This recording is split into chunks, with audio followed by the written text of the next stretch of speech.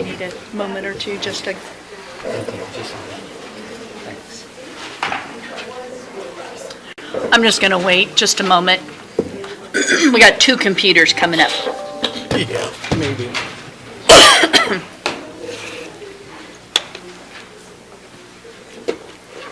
You see me? All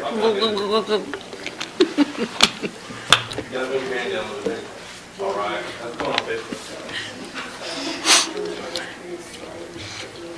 Okay.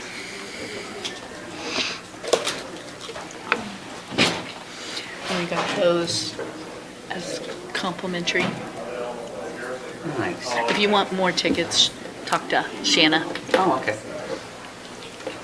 What is it? Oh, it's this one. All right, Jess, I'm on. Anything that's not this week?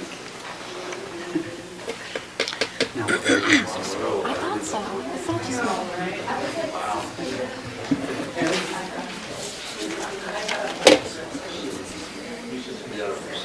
sorry about this. I didn't realize how late I was running.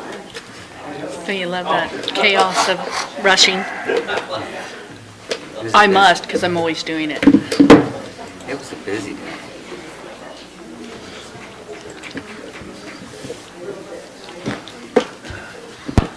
And I'm ready whenever you are. Okay. I'll do the mission before, let you have time. Good evening. Since we have all members, board members present, I call to order this March 7, 2022 for the USD Board of Education. And be sure to adjust your mic so that they can be heard, or in Craig's case, can be seen. We like our buttons. So, since we do have one board member that's still getting, I'm going to just go to our district's mission, vision, core values, and remind everybody that the mission is on the wall behind us, but the mission of USD 489 is to provide a quality learning experience for every student and every day. So, at this point, in looking at the overall agenda, which is posted on board docs via our website, USD 489 website, I make the motion to accept the agenda as written. Do I have a second? I second. Okay. Is there any discussion about the agenda? Madam President? Yep. Yes, I would like to look at 7.1 on the agenda. Which is designation of board negotiations team members. Yes, ma'am. We've got it on there, yeah. What do you want to do? I was looking at the action. I think that should be taken off where it says recommended action for motion before board meeting. The full, we've had recommendations, but not the motion. I just don't think that's appropriate to have a motion. That should be left up for the board, somebody at the board to give a motion scripted ahead. Do we discuss that at this point, Bill, or would we discuss it at the time that we're actually doing the... I think you discuss it when you get to 7 points. Okay, so... It's just part of the agenda, and I thought that... Well, that's why I'm leaning to him, but, so we'll wait to discuss that key action at 7.1? Is that what I'm understanding, Bill? Yes. Okay. Any other? Okay, so, hearing none, all those in favor, please state aye. Aye. And, if possible, vote the same way accordingly. All opposed, please state nay. All right, motion passes. All right, we already did the one. I would like to make a motion to as presented. Do I have a second? Second. It's a tie. I'll let the board clerk determine that. All right, any discussion about the consent agenda? Okay, all those in favor, please state aye. Aye. All opposed, please state nay, and vote electronically the same way. All right. At this point, we have some recognition, and I am going to hand it over to you, Superintendent Wilson. Okay, so we're going to recognize some all-state choir. So if you guys want to come, just stand up here. I want to hear a song. So the KMEA All-State Choirs perform each year at the annual KMEA In-Service Workshop. Students are selected through a rigorous audition process that starts at the district level. Students with the top audition scores who perform at the district level are eligible then for the selection for the All-State Choirs. Thus, the All-State student musicians are truly the best of the best. The students being recognized today performed at the 2021-22 All-State Treble Choir and Mixed Choir Concert at Century True Convention Hall in Wichita on Saturday, February 26. So please help me congratulate Anthony Ariel, and I apologize if I butcher names, Carson Brookshire, Nate Henderson, Devlin Yoakum, Jordan Aschenbrenner. Am I good? Yeah. Awesome. Kiki Gonzalez and Sam Vesper. And these are our all-state choir, high school choir students. That's so cool. Thanks, guys. So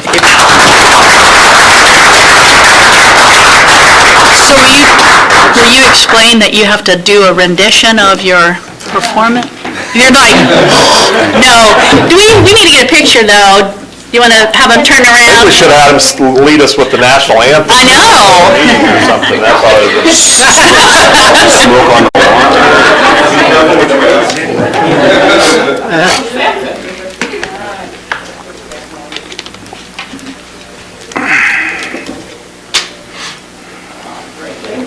Guys, if you want to go shake hands, that'd be awesome. Just lead the way, Sam.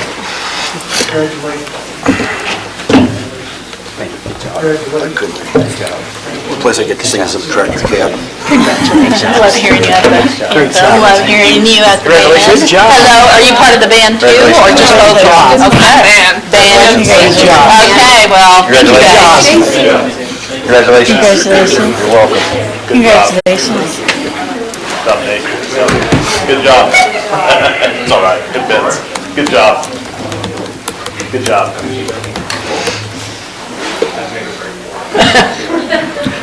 Run while you can. There they go.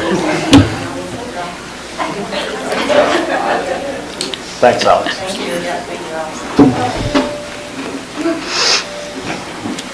Do you have more Yes. to do? Also, tonight, Don't. Oh, yeah. come on up. Come on up. Tonight, we'd like to recognize Gina Johnson.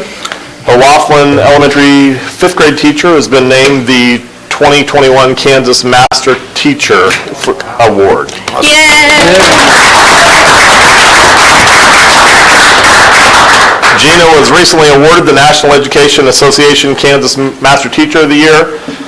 She was nominated by her peers to be the USD 489 representative for our district. Gina is considered an outstanding educator in our district and very much deserving of this award. Gina has been teaching for a total of 20 years, with 12 of those years here in Hayes. Gina, we are so grateful for your dedication to the students of our district and honored that we have you to represent our district with this award. Gina is definitely someone who exemplifies one of our district core values of bringing her best every day with her students. Gina, congratulations again on your recognition. Yes. Well, you have to go around. Speech. No, it's just a humbling experience to be nominated and then go through the process. So it was pretty cool to kind of look at your teaching as a whole and get to go back and look at all those minutes and moments and people that have made you what you are today. So very blessed to look at a lot of this before you. They still have the big day at Emporia? Yes. April 6th? Yep. Yeah. Very cool. You have to go around and shake all of our hands. All right. That's just, yeah. Congratulations. Appreciate all your work. Thank you. Thank you. Really. Yes. Outstanding. No, it's a good day. Boy, I enjoyed I'm it. excited to be his next week, so Boy, it was a good time. Congratulations. thank you very much.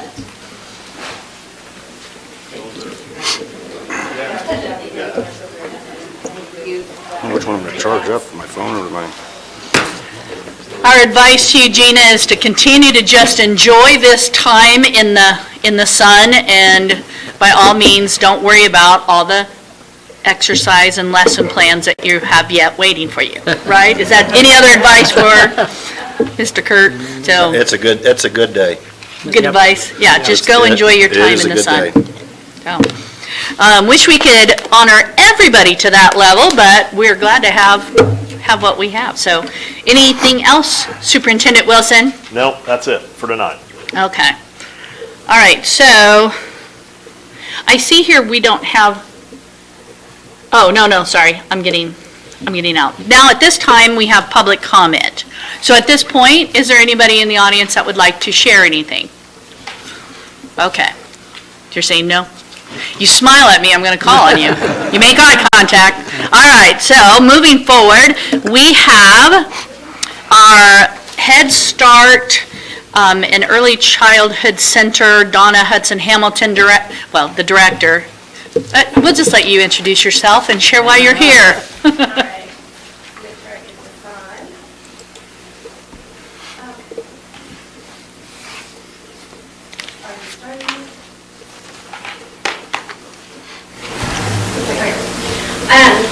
Well, good evening. I'm Donna Hudson Hamilton, the Director of Early Childhood Services. And I hate to say that this really isn't going to be real exciting. Part of our performance standards is that when there's new governing body members, that there's a few things I have to go over and review.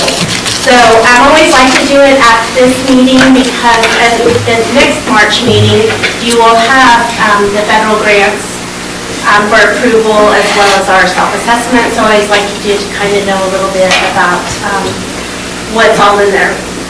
So I just want to start off with is that USD 49 is the grantee of the Head Start grant. So it holds the grant. So it is the sponsoring agency for the grant, even though it encompasses several families.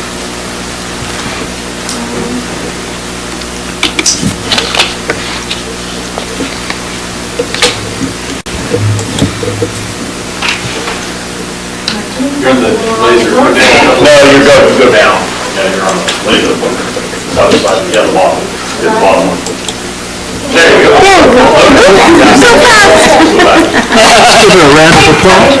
Okay, Early Childhood Connections mission statement is empowering families to live their possibilities by nurturing children, family, and community connections. Oops, I will get the hang of this. So I'm just going to kind of review a little bit about the program. Our prenatal to 3 programming, we do have parents as teachers, and it serves Hayes and Russell school districts. We serve approximately 75 children. Our parents as teachers actually serve children ages prenatal to age 5, and that has been a change in the last couple of years. It is state funded within that school district, and it is universal enrollment. It is open to anybody. Our Early Head Start program serves Ellis, Rush, Brooks, and Russell counties. We have 27 federal slots, 24 Kansas Early Head Start state child care slots, and 41 Kansas Early Head Start state home-based slots. And this is based on age and income eligibility. So that is why there's several grants that come before you. It's funded by several grants. We look at our service delivery options specifically, primarily for the Early Head Start. We have a center-based option, which is at the Early Childhood Complex in Building 3. It is open 7:30 to 5:30. We have 3 classrooms, 2 toddler and 1 infant room. And then all the families receive monthly home visits by the Family Support Center. We then also partner with some child care sites, some family home child care. So currently we have partnerships in Hayes and Ellis. I should have taken La Crosse off. We've had partnerships in La Crosse, in Russell, and Warren before. And then these families continue to have a monthly visit by the family support worker, as well as we provide support to that family child care provider.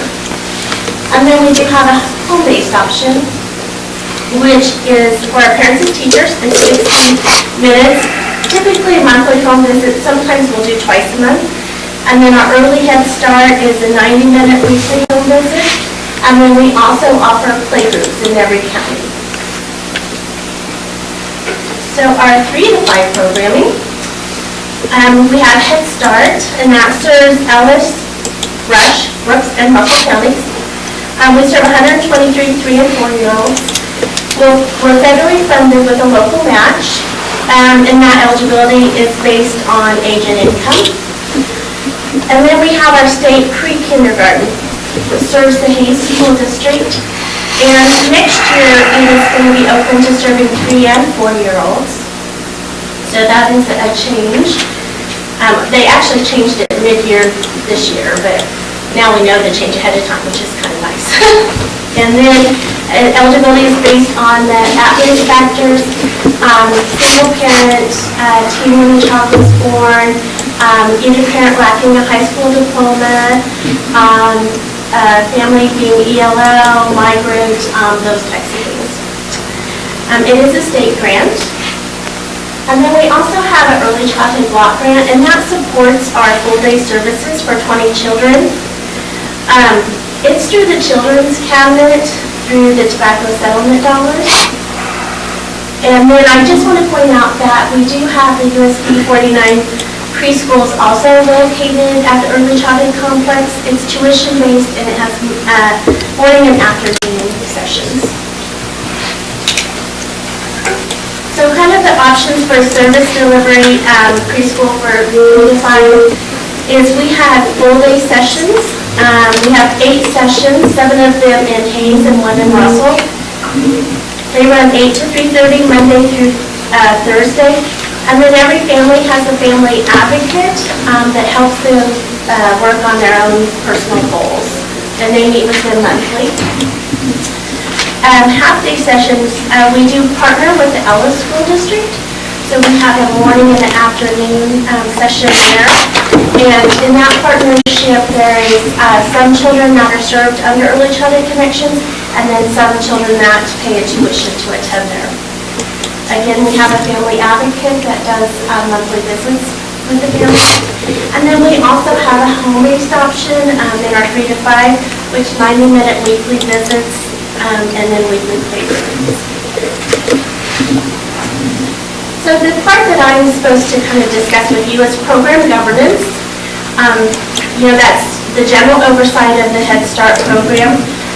You're over the management and the fiscal pieces of the program, as well as policies and procedures, and shared decision-making with the Policy Council. We do follow all of 489's policies and procedures, and all of those things are in place. I just want to share a little bit how the structure of Head Start works, because it's a little bit different because it's federal to local funding. So it doesn't go through state funding. It goes from Department of Health and Human Services to the Administration for Children and Families, Office of Head Start, and then a regional office, which ours is located in Kansas City, and then to the local grantee. Our local structure is, USD 49 is the grantee. The governing body is the school board. Shannon is considered our executive director, and then myself as director. There's a little governance triangle, the staff and operating responsibilities, primarily me and my staff. The Policy Council is made up of at least 51% parents, and they meet, and things that come here go through them first. So they review things and submit it here for the governing body to approve.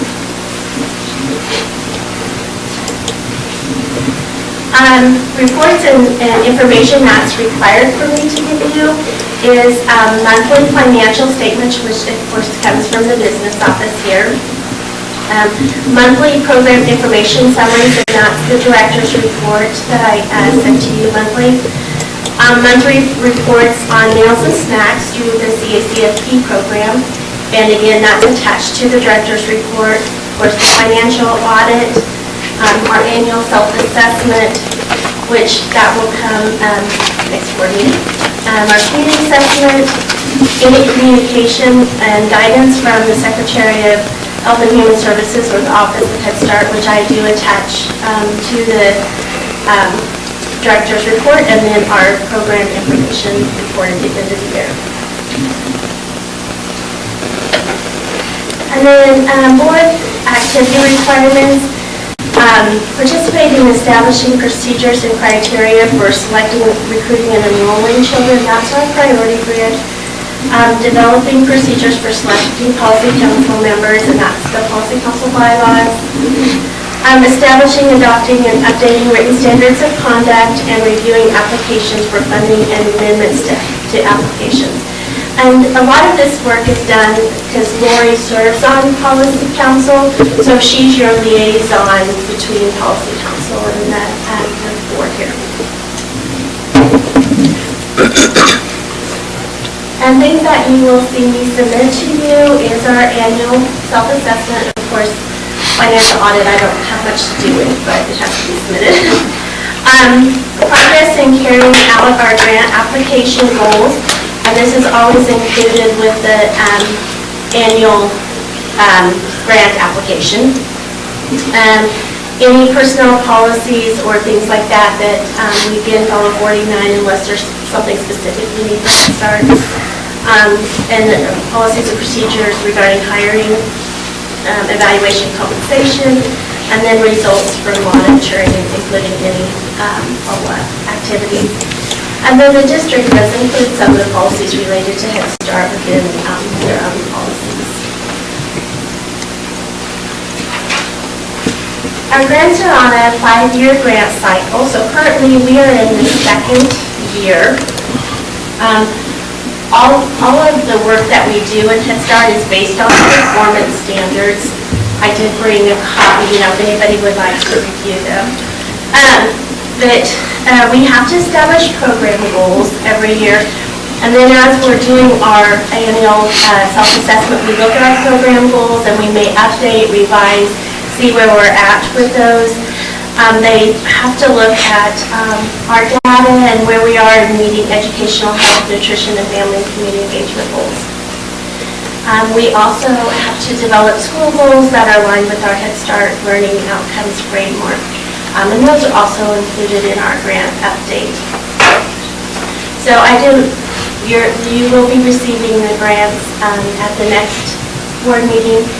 Currently they're flat funded. There hasn't been any COLA, so there's not a lot of change in the grant.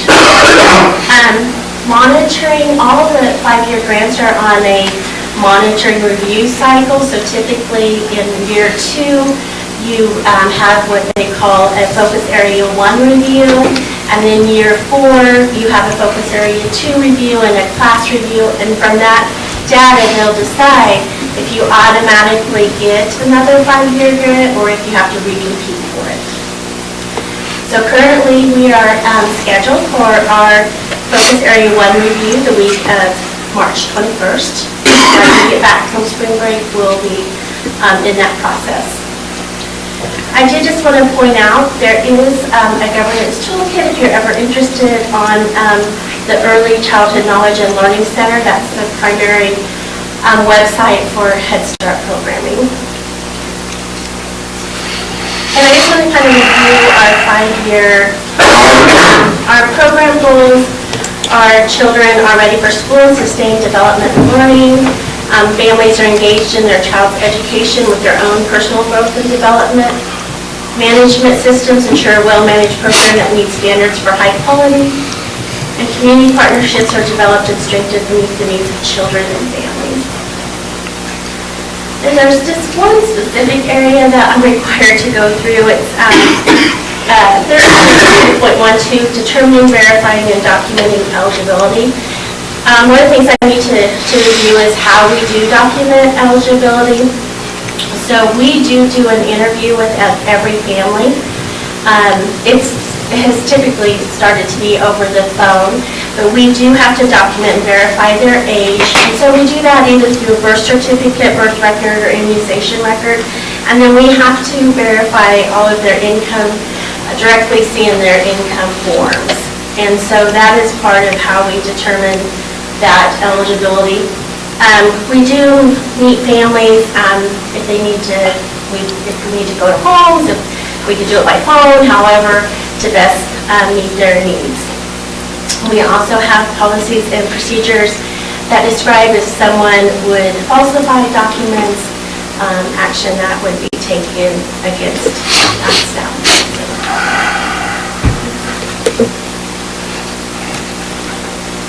And that's kind of a quick overview of things that I wanted to make sure to touch on.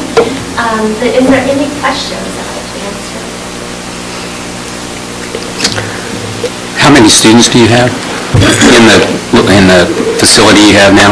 In Hayes? So it's always interesting when people ask that, because we have them in Russell, and then we have them in Alice, and we have them here, and then we have them home-based, and we have parents and teachers, and so what numbers do you want exactly? In our facilities here at Hayes. In the facilities here in Hayes. So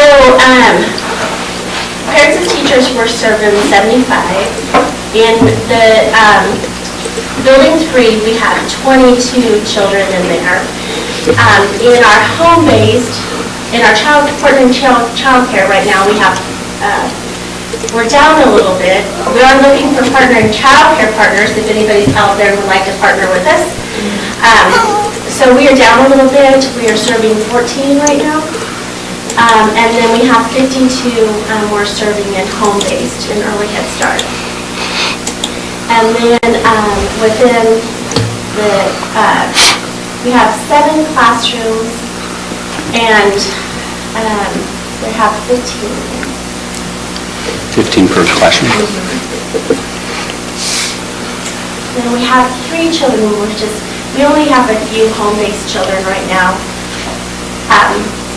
Most families want center-based, so we only, in our grant, put in for 5 home-based children, for 3 to 5, because we just don't have that much. Most people want them in center, so we are currently seeing 3 home-based children. So in those 7 classrooms, they're full day? Yes. So on average, you have 105 in those 3 or 4 buildings? And then we, then including the 489 preschool, I think she's running, I would have to double check, but I think she has 15 in the morning and about 15 in the afternoon. So you have 120 at one time at the building? I have a question about I know there was some concerns about the tornado shelter, and so you put 55 in each one of those containers? Yes. In the perfect world, what are you hoping or your dream that should happen there? Well, I mean, they're designed, that's what they're designed for. The concern is, so last summer I got to stay in that facility for about 2.5 hours with prenatal, or not prenatal, birth to 3-year-olds. And it's very loud. And you can't see out, you can't get reception, so your phones don't work to see what's happening. No bathroom facilities in there either? Well, we have a little Portable. In case. Yeah. Okay. Yeah, we have a little Emergency facility. emergency, we have diapers, we have snacks, we have a few things to play with. And I have to tell you that the children were they were awesome. I could not believe how well they did, considering when that storm came through, they were sleeping, and we just picked them up and went. And so... And is there about 20 yards from the door to the outside that they have to... Yeah. So that you have to plan ahead, make sure you get out there in time. And I was very fortunate too. A lot of staff just stayed and went and helped to get the children out, even though they knew their vehicles were being destroyed outside. Almost every child had someone home. Are there grants available for you in the future that maybe to help correct that, some of that? Well, I'm always looking for grant opportunities, so, I don't know the best way to fix it. I know, we've talked to, about making sure that at least we could get internet there, so we could at least use our phones And maybe if we could, because the other problem is water comes in when it's raining that hard, and at least to get it sealed so that there's not water coming in. I know Megan had a question. Yeah, I had some questions about the state pre-kindergarten. You said that you've increased eligibility factors, or they had been increased? So typically they just serve 4-year-olds. Uh-huh. And so we were notified after the cutoff date that they would look at 3-year-olds this year. And then we were notified that they were going to include 3-year-olds next year. Okay. And how many do we have now? Currently, 3 and 4-year-olds, we have 60. And how many would we be able to accommodate more with the openings, or is that, are we maxed at 60? That'll be pretty much Okay. much we can. Now, Is that a space issue? that is, but if there would be a significant, we would start getting a significant enrollment. We do have a classroom that we are looking at some point building a storage facility that is climate controlled, that we could move some of our supplies to that would not, like... Melt the crayons. Yes. And so if, when we're able to do that, then that could open up another classroom space. Okay. But we have kind of put that off for a little bit because of the cost of materials right now. Sure. It was just, we had bid it out and it was very expensive at the time for the cost. So we were looking at trying to bid it again. Okay. All right, any other board members want to? Donna, I don't have a question. I just want to thank you and your staff from hearing in the district just all the positives from the early childhood connection as these families work their way through our school district. So many times we hear the accreditation reports, the ACT scores, all of the positives, but we could not be doing that with the numbers that we have now if we didn't have your program, not just at kindergarten, first grade, second grade, it filters up to the middle school and the high school. So your program makes the whole district better. Thank you. I have some pretty very good staff out there that have a heart for helping children and do great things every day. Do you intend, I know some of your staff were honored, do you intend to maybe honor them here at a future board meeting? Yeah, so we just found out we had 2 state award winners, Jessica Molnar for support staff and Jessica Brown for state family advocate. And so, yes, I will be. And then their nominations have been submitted to the regional competition, so. Awesome. Thank you for your time here today, for such a thorough presentation, and I guess at that point, we thank you. So we'll move on. Thank you. Thank you. Thank you. All right. Superintendent Wilson. Okay, yeah, just want to give a little bit on the bond. We're continuing to get out and about and promote as much as we can and educate everyone as much as we can. We have a strong Vote Yes committee. They have got things rolling. We are have been able to get out and talk to some groups, large groups. Last was it just last Friday, or maybe, I don't know. Friday. It was, I lose track. The chamber luncheon was probably 85 people there, and had lots of great questions. Had the opportunity last week to also talk to Eagle. That was a great talking to some of the employees there. Once again, lots of great questions from our community. Still receiving lots of great feedback and support and understanding that the time is now. Interesting thing, we did meet last week also with the State Department and state board members to get our bond application hearing pushed through. It will actually, our application for the bond will get approval at the state board meeting on Wednesday. It's not a big fanfare thing. It'll actually just be on the consent agenda, but we had a hearing to just present all of our information and educate them a little bit about our bond. Interesting thing, we've got a huge amount, and several years ago, the state put in a bond cap on bond projects that school districts can do, and that was done so the state could kind of manage the dollars going out for state aid. Even though we don't receive state aid, we still have to go through the process, but also interestingly, we wouldn't even apply should we receive state aid because actually they have more requests for dollars. It's interesting, they told us this. They have more requests for dollars than they can actually give. But we don't actually apply to that because A, we don't get state aid, and the other thing is we haven't had a bond issue passed in over 30 years, and I think 25 is the limit. So interesting process that we went through. I think last meeting, Megan asked for a little bit, some legislative updates. I will try to give, thing is, I'm not going to promise that things haven't changed. This was like Thursday when I got an update. Yeah, one of them moved already. I apologize if things have changed already because it very well could have. And there's tons of bills out there. I think I'll try to highlight some of the ones that I feel like, would maybe impact us a little bit.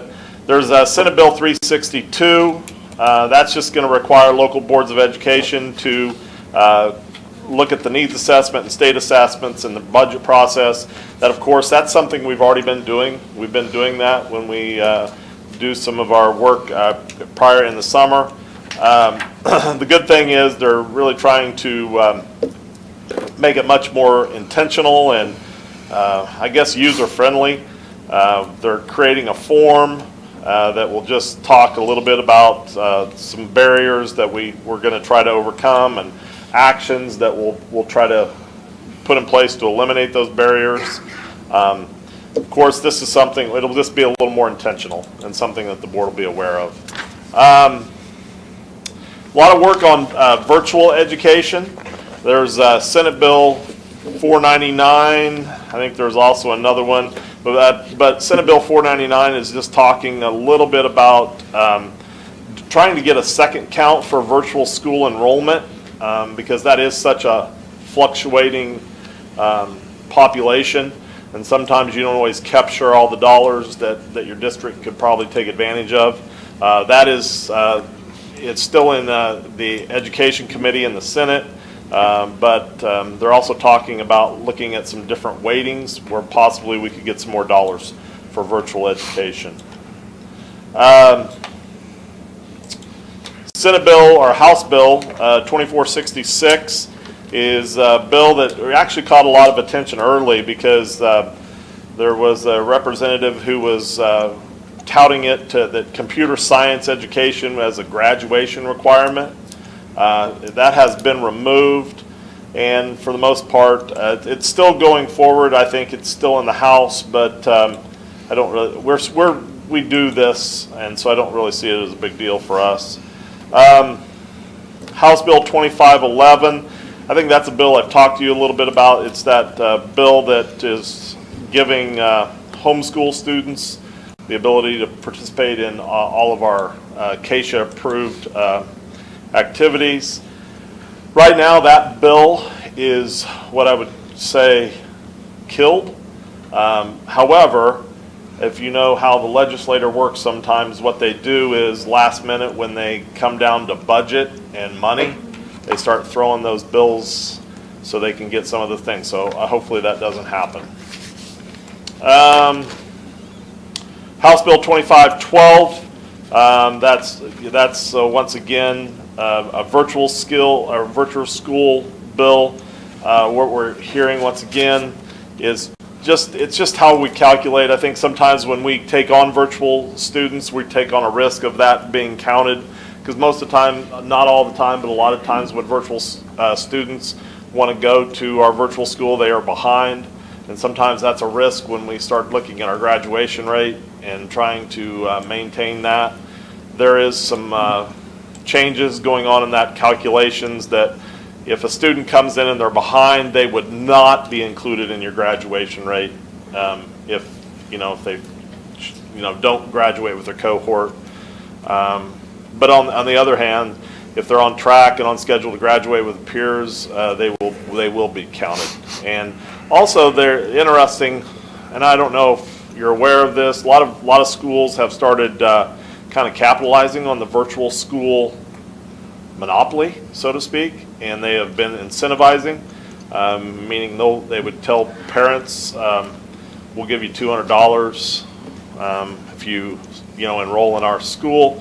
They're taking that option away from and making it less competition. It's not about necessarily making money for your school district, where some districts that's what their number one priority was. It's all about just helping kids. House Bill 2615. This is that bill. Once again, it's I've talked with you several years about this. They keep trying to hammer it through. It's in the House right now, in the House Appropriations. It hasn't passed out of there yet. But they're trying to get those educational savings accounts established for free and reduced or at-risk students. And these educational savings accounts are established, and basically the state treasury is saying we can't do this and we don't have the manpower. But you have to understand, this is, a lot of these bills are not necessarily Kansas driven. These are driven nationally. And you'll see a lot similar bills all across the nation that are very similar.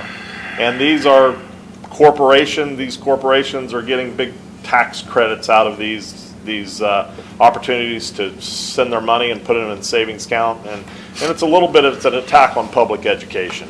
And so I think that's the thing, is we just have to be aware of what's going on, aware with the legislators who we vote into office and what they're supporting.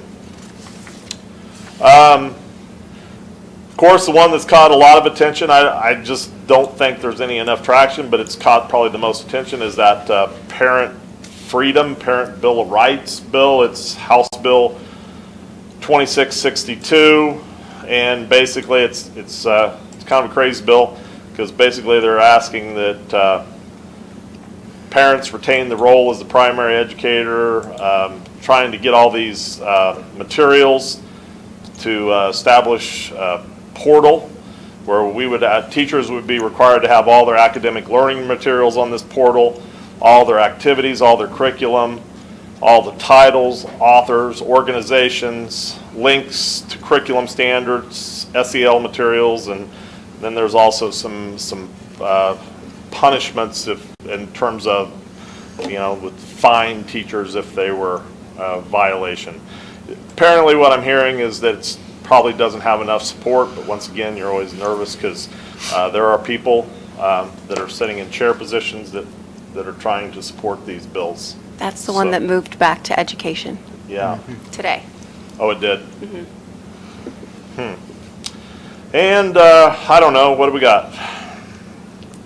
Oh, there's still a merit-based pay. That's House Bill 2690 that's still out there.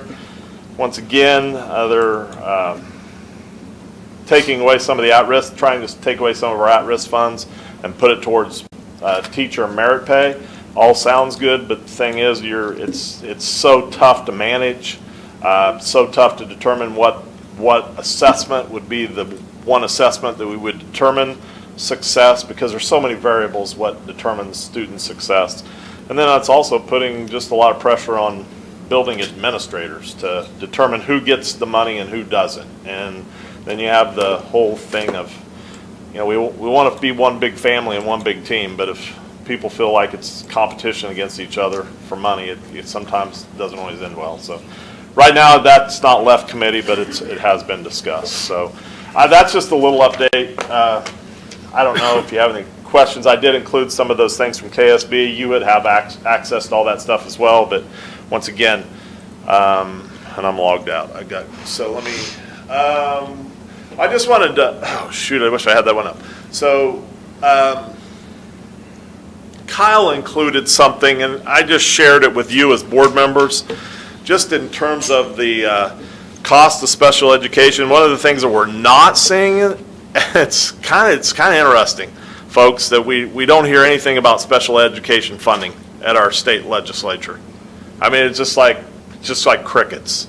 And it's just crazy that there's a state statute that says they will fund special education at 92% of excess cost.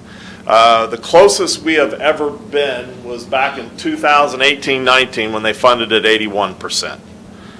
Right now, this year, the state is funding at 64%. Now, we're very fortunate. Kyle has done a good job of managing his resources, and our special ed co-op is in good financial, stable conditions. But once again, we're not going to be able to carry on this way forever. At some point, we got to have some legislatures who want to make this a priority and understand that we have to fund special education. And it's not, I'm not just talking for our district, I'm talking for the state of Kansas. It's going to become critical. And I'm just disappointed that our state legislators do not address this at all. And when you talk to them, it's not like they don't, acknowledge you, but sometimes they kind of just move on. And they want to talk about, we got some bills that are crazy. Why we're not talking special education, I don't get it. So I think that's just a little bit, I wanted to just highlight that as well. Also, the board self-evaluation, feedback from Gary Seacrest, talked to him the other night at the community strategic long-range planning, and he is going to try to get with me to schedule something in May or June that will get that feedback to you. And March 8th, that's tomorrow, don't forget community long-range strategic planning here. And we have food. There you go. Oh, and you have tickets that were passed out for the Curious Savage. That is this week. Which week? Thursday, Friday, Saturday, 7 p.m. Just talked to Bill, and he said lots of talent. He said, and he's a guy that's done that for a long time, and he's going, this is a talented group. He goes, I'm just amazed how talented these kids are. And he's touting this. He said this is going to be a good one. So if you get the opportunity, you got a ticket, buy another ticket, and support our kids. So that's all I got. Ron, I had one thing. I know from following the legislature, and I know Megan does a lot on that too, it seems like if you watch the Wichita station, you're always seeing groups going to Topeka from Wichita area, groups going from Blue Valley, Johnson County. Not a lot of times do you hear making the 4-hour trip from western Kansas. So if there are things that our board individually can go and plead our cases, Sure. tell us, and we'll drive. Western Kansas, we're used to driving 3 or 4 hours. Ball games, legislature, so let us know, and we'll go visit our representatives in Topeka. Okay, awesome. Any other comments from Ron? As far as things go, that community long-range planning, Yeah. that was a great first meeting, so thanks I thought it for was too. putting that together. Yeah, I was really excited about tomorrow's, and then there's a concert scheduled at the high school. Oh, I'm sorry. So I will be going to that instead. So that stinks, because I really enjoyed it.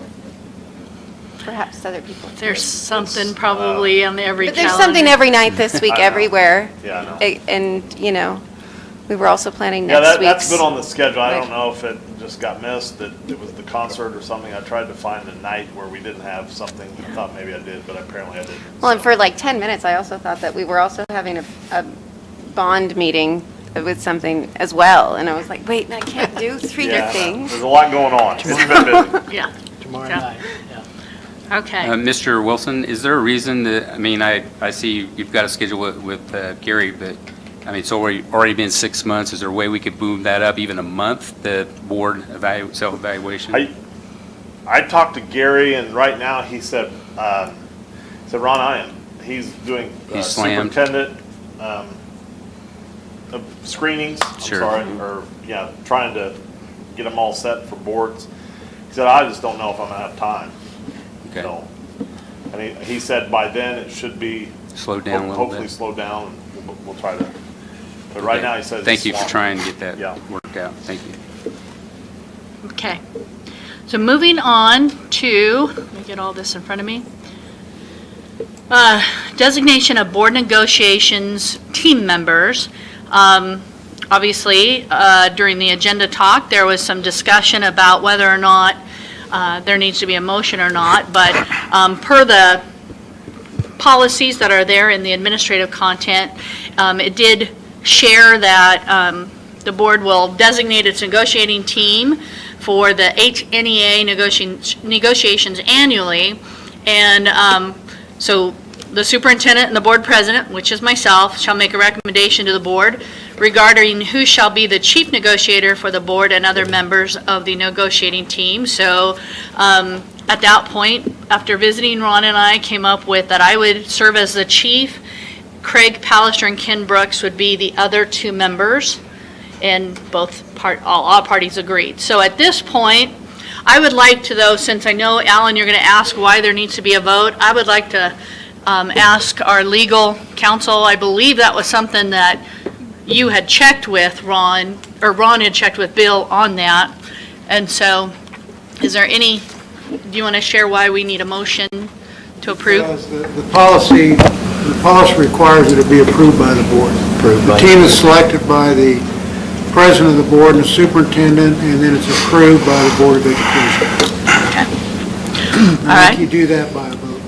Okay. So, well, I would make the motion then. Madam President, Yes. I agree, and my question was whether we should have a scripted motion before we've even had any discussion, before we even had the meeting. What I do agree, it says there's two policies that says the board will designate the negotiated team. And as you and I, at the last 2 years, we've not done it this way, that we have not done where the board president solely comes to the meeting with the team ahead of time without any discussion. And that's what we experienced the last 2 years, and it has not been done that way. So it was decided, not even talked about at a board meeting.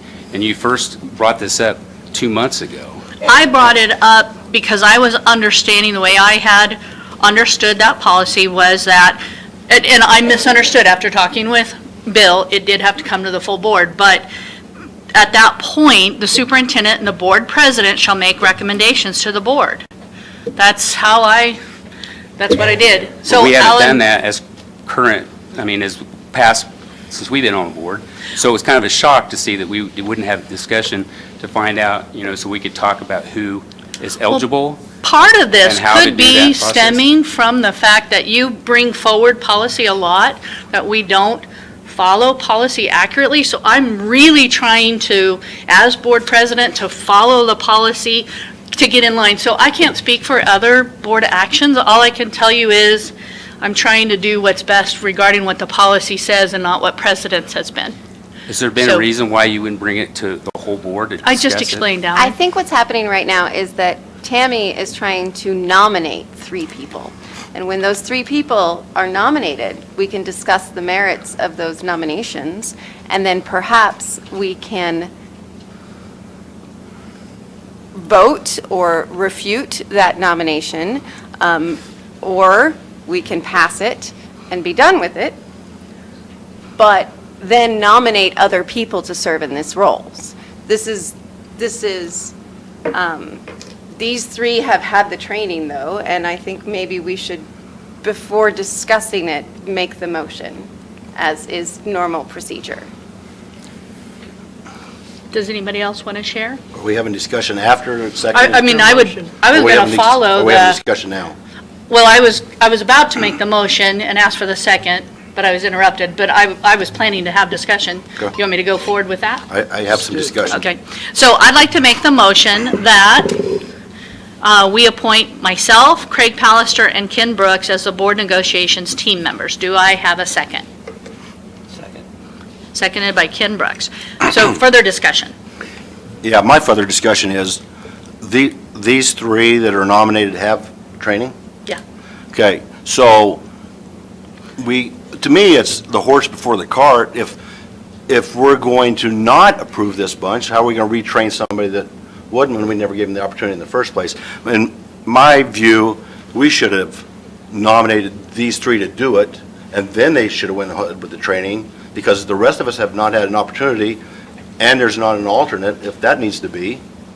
But, Just so you know, but I think we should form a committee with the three and then go to training, not pigeonholed now because these are the three that have training and the rest of us don't. So where do we go if we don't approve these three? And I wish we would have voted to have these three represent us and then go forward for the training. And to me, it's you got the horse before the cart, and we should have done it the other way. And that's my 2 cents on it. Kurt, you can receive training. You can take it tomorrow. It's 55 minutes. Luke Soba has an online. But that's not what we did. But That's not what? I'm sorry? That's not what we did. I mean, But we that's not what's can, happened. is the point. I understand that, but that's So not, we can. that's not the road that was taken. So, and part of that was, I was really, and so, full disclosure, I understood that back to board president and superintendent, and that's when I made the recommendation at that last board meeting. I thought I was following everything correctly, found out that I wasn't. So some of that is being done now.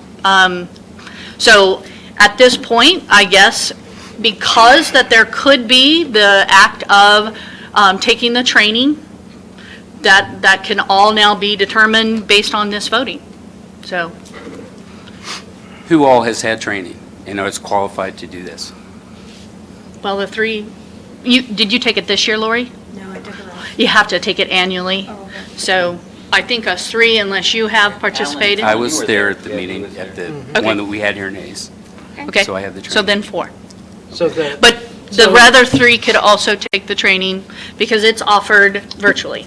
So on your and- discussion on, or can you go through the process of how you came up with that and that you let the other people know and not the board back in December? Yeah, I really thought, oh, sorry, go ahead. I just want to clarify, you said we have not been doing what we did the first 2 years that you were on the board. My previous time on the negotiation team, I was asked by the board president, not by the board, at a board meeting. And so was I. It is not correct that it's up to the board now to follow what we want to do. Trying to put it back on past presidents, past boards is not a good way to handle it.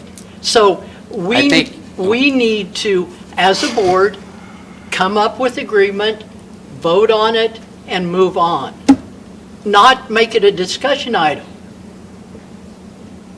What do you mean not discuss the motion? Because the discussion we're having now is so open-ended, there's not a direction. If you have a direction that we need to go, make a motion and we move that way. I guess I'm still, though, when I read the policy, the only thing that I don't believe I have done it correctly is to bring it to the board for a vote.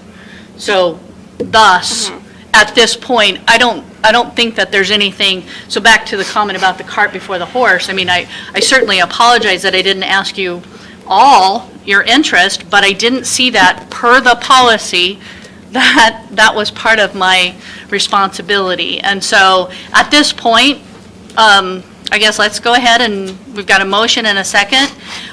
We've had discussion, let's go ahead and vote, and then we'll see where that goes from there. So, all those in favor, please state aye. Aye. Aye.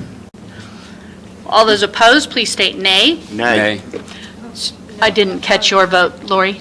I'm an aye. You're an A? An aye? Are you an aye? Aye, she's an Okay. aye. So is that, what's the vote, Ms. Clerk? is it 4-2? 5-2? So the motion would pass. So, thank you. Madam President, Yes. I move that I be selected as the alternate, since I have had the training, and it has been in the past that some people on this committee has not been able to attend, and so it just makes sense that we have somebody that's willing to be Okay. there. I second that motion about him being named an alternate. Okay. Any other discussion on that? I agree. Just the only discussion I have is, I just want clarification on, I think it's a great deal that we have more than 3 people. I know past boards have had trouble finding 2 or 3 people to be on the negotiating team. It doesn't pay a whole lot, and there's a lot of pressure on the negotiating team. And I just want to be clear, the way the negotiations are handled with the NEA here, it is not an open meeting. So when you're looking at 3 board members, and if one cannot attend, then we call the alternate in, so we don't have a quorum negotiating for the board. Right. So we wouldn't have all 4 there, even Right. though one's an Right. alternate? I would like to correct that. It is an open meeting, and anybody can attend, and I would plan on attending. I won't not participate, but the negotiation is an open meeting. Yeah, just for clarification. Oh, it is an open It's a- meeting. It's a board, anytime it's a board-appointed committee. Okay. Which, that makes it a open meeting, so, yes. Which But it means, won't be So he open can- to the Not- quorum. he can not an attend and official board observe. meeting. That's So you where don't I have to was have the going. clerk there and have a quorum. Right. Right. And So if any of you, other than the 3 negotiators are there, my recommendation is you sit off by yourself and don't participate in any discussion, and you're not allowed into any caucus. Okay. Okay. Good. You're just a But, spectator. but to watch and be informed so that you can sub in if necessary. I Yeah. think that's great. okay. Any other discussion? Kurt, do you have some more? Nope. Okay. So let's go ahead and vote. All those in favor of Alan serving as our, Did we have a second? Would we- yeah, Seconded. yeah, Megan. alternate? Is that the right phrase? Please state aye. Aye. Aye. Those opposed, please state nay. And vote electronically. That passes. Okay? Madam President? Uh-huh. Also, looking at the board or negotiation policy, HAI, it talks about the time, place, and duration notification.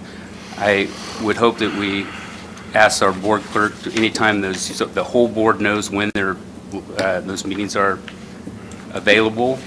And also, it does say about, you mentioned about minutes and records, who we're supposed to be having minutes and records of that meeting, those meetings? That would According be to a board policy. board clerk function? But that one thing that Bill said, that maybe not the board clerk be there, but I just wondered who would be responsible for that. No, Jess will be there. Okay, so it's okay. And I don't, I'm just saying, the board clerk isn't required to be there. Okay. You can be there. You're not required to necessarily take minutes either. That'd be discretionary. Well, they're not How you wanna required, do but our it. board policy says we're supposed to. To take minutes? Yes. It says the board shall Negotiating keep a session. reasonable detailed minutes and records of all negotiating sessions as agreed on to by the negotiating team. So unless you want to change that, that's what we should do. in my opinion, that should be the board clerk, but, Yeah, Jess did it last year. Okay. Yeah, she's done it in the past. okay. And then as far as setting up the time, that again would be a function of the board clerk.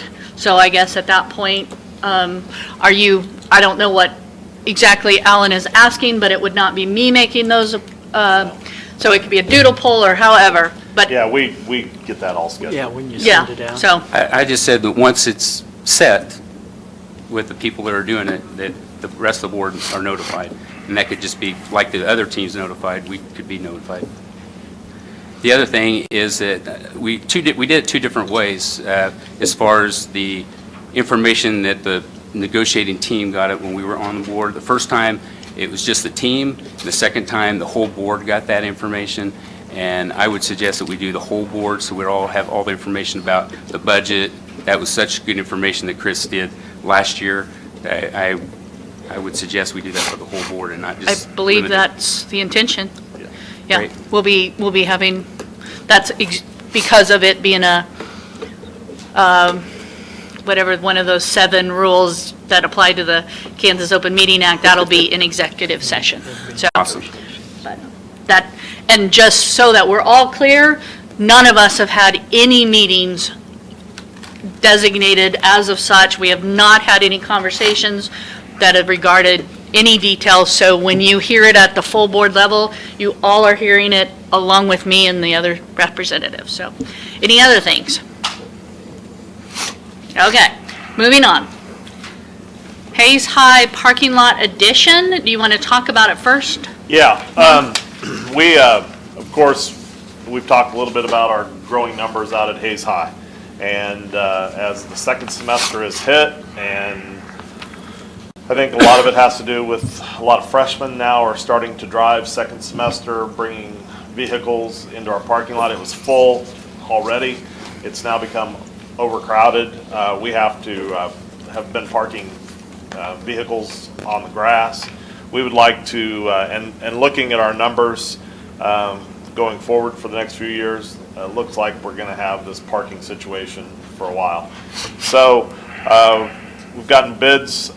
2 bids were submitted, and this is just to go in, strip sod, take away some dirt, grade, do some grading and compacting their dirt down, and then putting some asphalt millings, about 6 inches of asphalt millings that will just provide a nice surface. Should we ever get any moisture someday, hopefully soon, we'll have a nice surface that won't cause us a lot of big mess as they park on that grass. And this is, there was a bid, like I said, 2 bids submitted. Would like to make a motion to approve the, not just, I would like to recommend that M&D Excavating had a bid for $34,500, and they would be the one I would recommend for this. So I have 2 questions before I call for a vote. Yeah. That area is also where there are some extracurricular activities that would be parking for those as well, so for Yes. guests and patrons, okay? Yeah. The other thing is, can you just in general talk about, because I don't know how many bids we've had, but how we as a district provide information for people who want to bid so that all the new board members are aware of the bidding process that takes place? Well, we do have a list for, I guess, this kind of work. I don't know exactly. We have on our website, we have a spot for any vendor to be able to put their name, basically put your name in the hat and say, I want to be on the bid list, and for multiple different categories.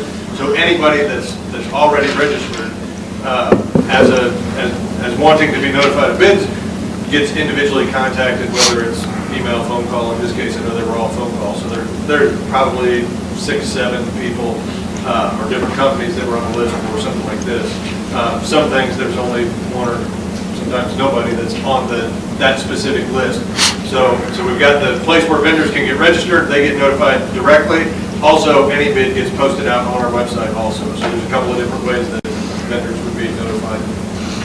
And so if anybody, regardless of the bid and the purpose, if any board member would be contacted, you can get them to administrative office, they'll explain the same thing, or you can also explain that. But, so, we obviously have the 2 bids and that, so, at this point then, I would like to make a motion to approve the bid from M&D Excavating for $34,500 for the addition of an additional parking area due to the need for added parking spaces. Do I have a second? Second. Okay, any further discussion? I do have a question. Yeah. That is a big difference, and I'm just curious if there's something in that first bid that is not in the second bid? Like, what are we, No, what are we I mean, looking I at here? Yeah, it is a big I difference. read a lot, but- $19,000 difference, but, I would guess that somebody has access to millings. yeah, could be. And somebody doesn't. Yeah, I don't really have an answer for you. Okay, Somebody's done a project where they ground up a bunch of pavement or something and Okay. got piled. How many parking spots is this going to increase? You know, honestly, I do not know how many. Do you know, Sean, how many that would? I think we'll just, whatever that's allotted size. So how big, so how much is this going to, how big is this? 250 by 200. Yeah. 250 by 200 is basically going to be the equivalent of 3 rows or 5. So Which side? With. You're going to make it the same width as the current one, you're just going to go Right, add on? extend it on out, so I think it was 1 on the end, 2 in the middle, 1 more on the end, so maybe it's 4 parking rows, does that sound right? We talked about it when they were putting it all together, but I don't know. And then it's going to be marked somehow, or by rows? Or by, And paint, yeah, I mean, Yeah. the way they painted it this year, they'll just continue that pattern, So they're about- right? The layout will be the same. So you're saying it'll add more rows, not more height? Like, I don't know how to So the say. They're just going to extend it to the south. East and west right now, so we're extending on out, there'll be more, Okay. more columns of parking, Is it- similar to what they were. Is it about 30 cars a row? Would that be? Yeah, about 28 to 30, and Right. right now we have 14 columns. So we just extend the columns, and every column that we get is, So you're talking about 4 or 5 more columns? Right. when we made the change, how many parking spots did we lose, or what was the difference? Sean can answer that. He'd love to talk about that. He loved it. Yeah. we probably lost between 30 and 35. Okay. And I've continued to tell parents, even, excuse our lateness, we are coming from 8th grade orientation with coming to the high school. The positive feedback that we have got in terms of flipping it the way that we did and less fender benders, safety went up. We've had a lot of positive comments from parents. So but in fairness, we did lose probably 30 parking places for the sake of safety. But again, we have just under 190 seniors, and we have, over 250 freshmen. So it's every day that the birthdays happen and they hit 15, we have new drivers. So, yeah. So, yeah. So how are you going to mark the millings? It's what when they have millings, are you going to paint on top of that, or how are you going to mark it, like your other ones, just paint it on the concrete, right? I am not We're going to sure. rely on buildings and grounds.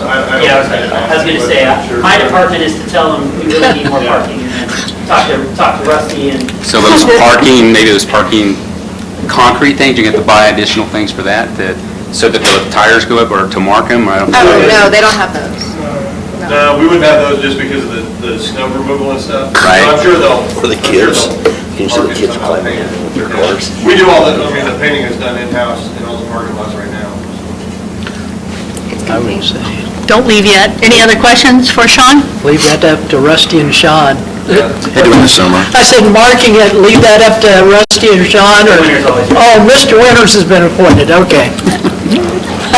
He's a painter. He's a painter. Okay, any other discussion that we need Sean, or? Okay, then I'm going to call for a vote then. All those in favor, please state aye. Aye. All opposed, please state nay. Passes unanimously. Vote electronically the same way. Okay, moving to 7.3. Do you want to talk about this, Ron? Yeah, just, once again, Sean's going to lead this proposal, but this is all about Hayes High, and we're busting at the seams, and projections are that we'll continue to bust at the seams.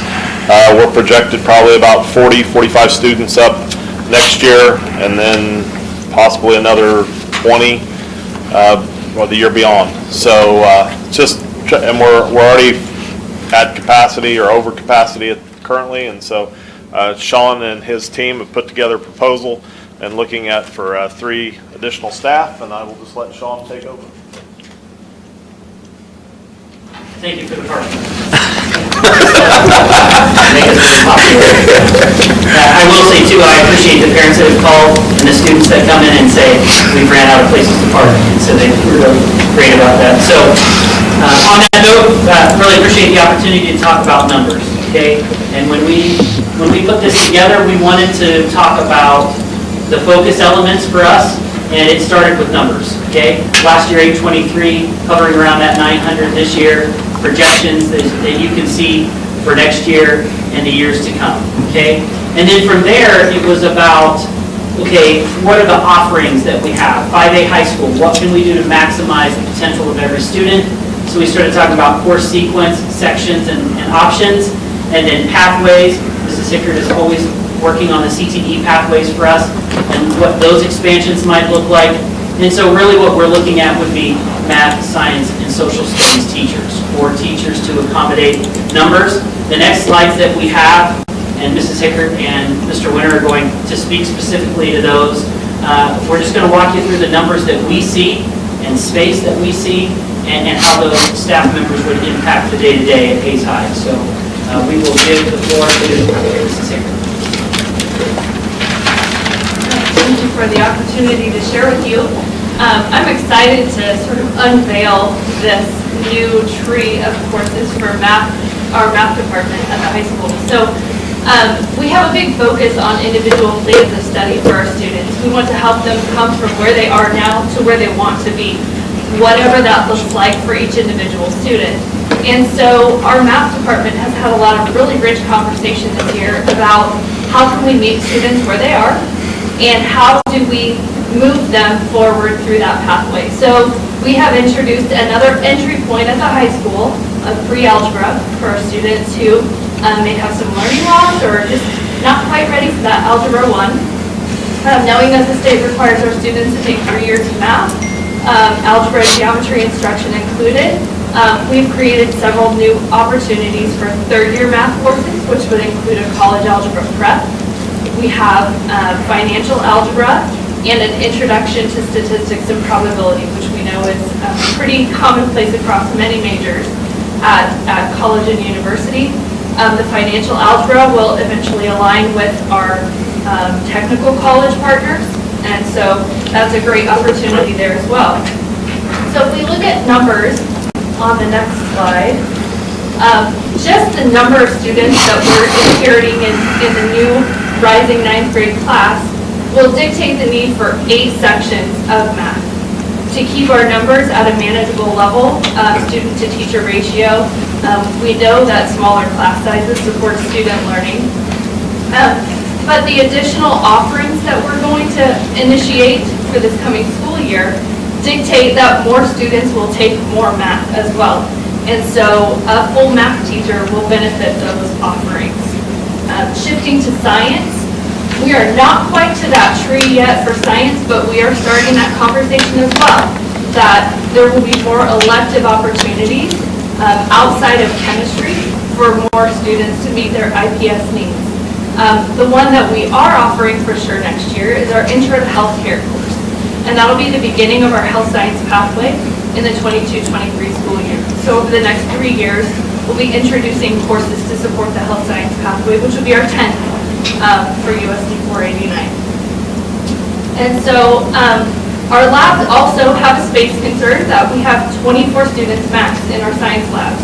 And so this year, in order to support that number of 24 students per lab, we have 2 sections of teachers teaching in lieu of a planned period. And so we're already short a science teacher. And so, again, based purely on numbers, we know that we need another science teacher because we're going to have 6 more sections worth of freshmen. And then we also have the new health science course that we're introducing. So there again, full science teacher is a definite need for us.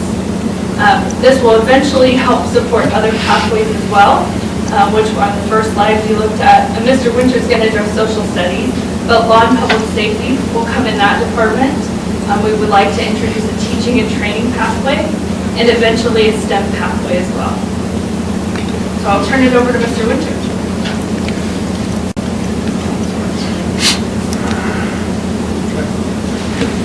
All right, social studies, we're talking about a tree, but it's more like a stick right now. Social studies, maybe 3 sticks.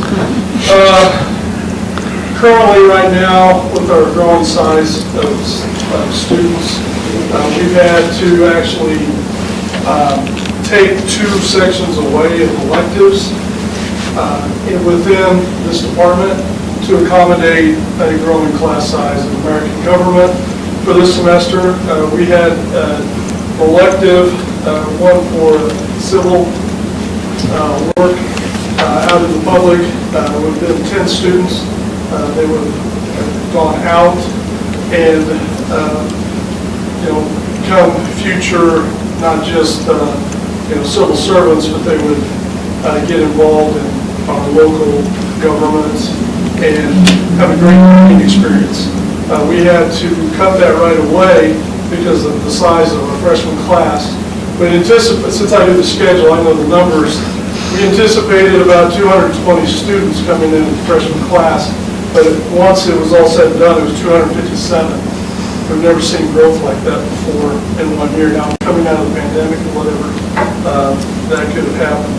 But the American history, world history, and American government, those are our greatest needs. If you look at the orange, that is the 6 sections that increased along with our current issues class. The current issues class is a half a credit requirement that students often are freshmen, sophomores that take that course.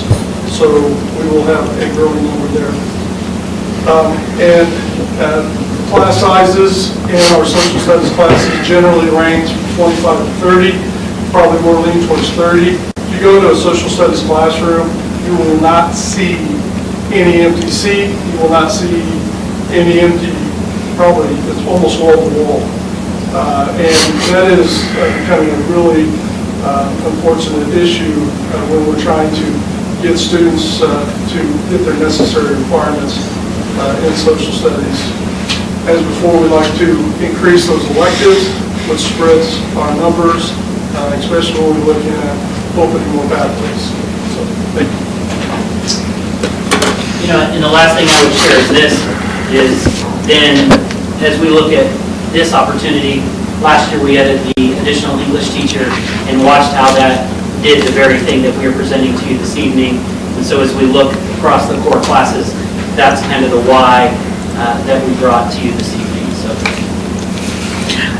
If you three could, I'm going to make the motion, ask for a second, and then we'll start with our discussion. So I make the motion to approve the addition of new staff proposal as presented. Do I have a second? Second.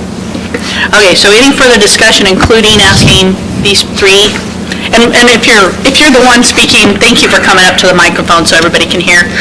So any questions? Yeah, facilities. Yeah. Facilities for these. you're very creative. We will have to get creative and make sure that sometimes when it has to do with the facility, they may have to move some classrooms. Yeah. Go ahead. Yeah. With our teachers teaching 6 out of their 8 class periods, we know that we can use four teachers and share 3 rooms. It's not ideal, but our science teachers are so eager to have appropriate class sizes and think about all the possibilities for our students that they are ready and willing to teach on carbs. They're ready. And so I think space, yes, is a huge issue, but it can be done. So we're just going to use planning period time for those rooms that would be that teachers? Well, yeah, and the science department, they have offices. The math department has a little office space as well. Social studies has some offices in between. Yeah, so when their planning period's on, somebody's going to be using that classroom. Other questions? Yeah, Sean, you said that last year did we have more than just one staff member that we had at the high school? Is there other, you said the English. Of new positions? Of new positions, yes. Yeah. Melanie. Trying to get ready for the next class this semester. 2 special ed and 1? Student support, computer-based learning. Okay, so that's 4 additional staff members last year and 3 more this year is what we're looking at. Now, and what's the planning time? You said that they were 6 out of the 8 periods, so how much planning time does the high school teacher get? Just like all the rest, it would just, it's An hour and a half a day? A class period a day. Which right now, there are some teachers not getting that hour a day because of the overload? But they choose to get paid for that. It's a choice. Is it a choice, so if we need the teacher? They're asked, you can't be forced. But they can't all say no. They Right, is that fair? They get paid for giving up their Plan period. And are we at the elementary with an average of an hour a day? I think 60 minutes. 60 minutes. And so with high school, we get an hour and a half for their planning time. Closer. Hour 20. Is it an hour and a half or an hour 20? It's an hour 20. The classes are an hour 90 20. minutes. Is it depending on the day, or is it always an hour 20? It's an hour 20. Always. Last period. So based on what you're saying, though, is one math teacher going to be enough? I mean, is that enough of an addition there? That's a good question. So numbers-wise, obviously, we would love more, so that we could reduce our class sizes even more. But again, our math teachers are very excited about this palette of offerings, that they are excited about their new reps.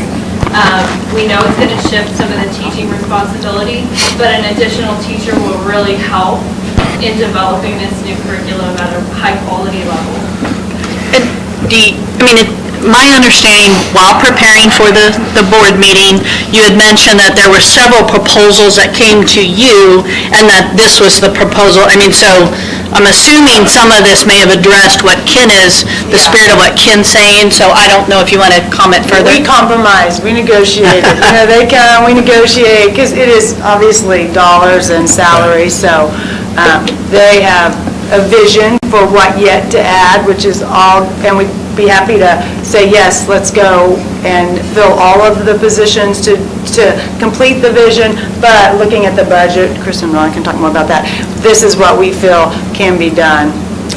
Are there any other positions we're looking at? Middle school, we added some last year. I don't think, did we add one at the elementary, one kindergarten last year? We added 4 or 5 at the middle school 2 years ago. Nothing new at the middle school last year. It was No, the middle school feels like they're where they need to be with the addition, and then elementary is just that kindergarten smaller focus, so looking at kindergarten numbers. So Middle school, do they have an hour and a half also for planning time? they have a class period One as class well. period. One class period. I don't know what this is. 75 minutes a day. So budget-wise, Chris, you feel like we could do this? And is there anything else as far as elementary adding staff members at that level? nothing's on the table right now. No. Other programs, like we have not restored since we cut years ago, the number of librarians, we still got them pretty short. Yeah, what Are we about looking at librarians, at adding them back to where they were per level? I think the high school could probably use a librarian. It's just budget planning. We look at- You talk a lot about budget planning. This is budget planning 101 right here. It's just dollars and cents, and it's, trying to squeeze everything we can out of what we have. Right now, we feel like we can do this. We'll continue to look. I think that some of the things that we still got to get a grasp on is, we're looking at kindergarten roundup and how that's going to all unfold. You don't always know until the first day of school what you actually have, but we can get a pretty good idea of our incoming kindergarten class, and we're working on that. So a lot of things still that we're doing with budget planning, but this is a start. It's really about timing right now because we're in the harvest season for applicants. That's absolutely right. I'll tell you that there was I just got from the State Department last week, and it was the completer count. And this was looking at all university colleges that produce educators. What I came up with, there's going to be 80 math graduates coming out in Kansas, university and college, 80. It's going to be 133 social science, history, government. Are you ready for this one? Science, we're talking all universities. I only came up with 4. Yeah, so we got to get out there. We got to steal one from And that's really what this is about, is we got to, there are some things that we always want to look at. We don't know at this point. There's some things we still have to do with, budget planning and how things are going to shake out, what we're going to look at. But this is something that's priority right now. Madam President, I call for the vote. Oh, I was going to ask a question. I haven't made a motion, have I? Or did I? I did. There's been a motion. My question was just about the numbers. It's just these projections, with 857 right now, after thinking that we had 823, isn't that what you said? 890, close to 900, Yeah. yeah. So we're looking at 905. So it's right there. How many seniors do you have, and how many eighth Yeah. graders you see coming in? I'm just worried about this being enough, so I understand that we are going to say yes to this. You don't want to pay for Okay. Of the numbers, guys. So right now, the numbers that you saw up on the slide is actual students that we have in seats right now. That is only the ones that projected that we have in our seats right now. So we actually have in our seats, when I looked up this morning, 893. That's 70 more than we had at this time last year. And we did not project to have this many last year.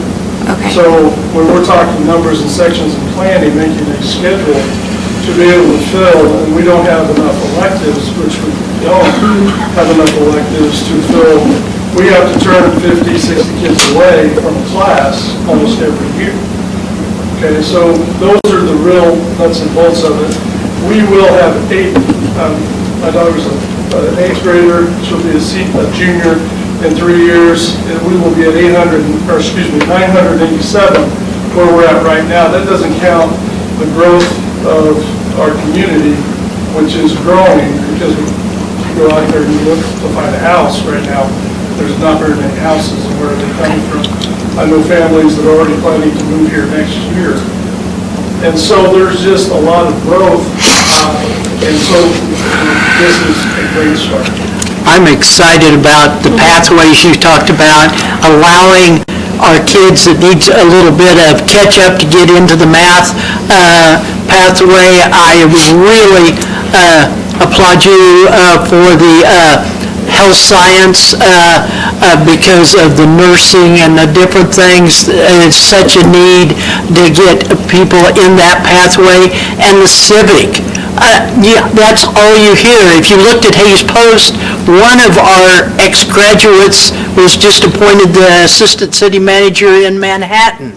And so it is a viable thing. And another thing I am really thanking you for is the visiting with the teachers about working in classrooms during planning periods to make it work.